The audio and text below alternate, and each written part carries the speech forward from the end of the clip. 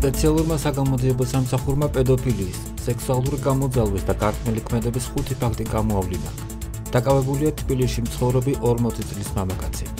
გამოძიების ცნობით, ბრალდებულმა გამიზნულად შექმნა Facebook-ის და Instagram-ის ყალბი ანგარიშები, რომელთა მეშვეობითაც სისტემატურად უკავშირდებოდა საქართველოს სხვადასხვა რეგიონში მცხოვრებ 14 წლამდე ასაკის გოგონებს.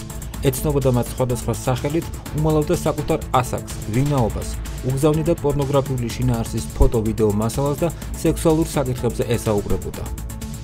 ბრალდებული თავდაპირველად ზუგდიდში მცხოვრებ 14 წლის გოგონას დაუკავშირდა, ხოლო შემდეგ სენაკში მცხოვრებ ასევე 14 წლის არასრულწლოვანს, რომლებსაც პორნოგრაფიული შინაარსის ვიდეო მასალას უგზავნიდა და სექსუალურ საკითხებზე ესაუბრებოდა. ამის შემდეგ მან არასრულწლოვანი გოგონა იძულებით გააშიშლა და შიშველის სხეულის ამსახველი ფოტო და ვიდეო მასალის გადაგზავნა აიძულა. ბრალდებული მსგავსი მეთოდებით ასევე დაუკავშირდა გორის რაიონში მცხოვრებ 11 წლის და თბილისში მცხოვრებ 12 წლის გოგონებს, რომელთაც პორნოგრაფიული შინაარსის ფოტო და ვიდეო მასალას უგზავნიდა და ინტიმურ საკითხებზე ესაუბრებოდა.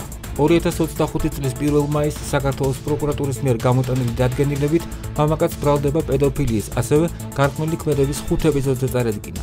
დანაშაული 12 წლამდე თავისუფლების აღკვეთას ითვალისწინებს. დაზარალებულ ბავშვებს სპეციალური საგამოძიებო სამსახური დანაშაულისგან მიყენებული ტრაუმის გასაქარწყლებლად სახელმწიფოს ხარჯით ფსიქორეაბილიტაციის კურსის გავლას შესთავაზებს.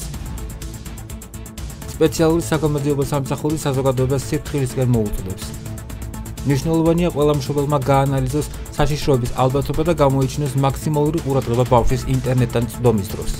სპეციალურ საგამოძიებო სამსახურში შეტყობინების გასაკეთებლად ან დახმარების მისაღებად დარეკეთ ხელხაზზე 199.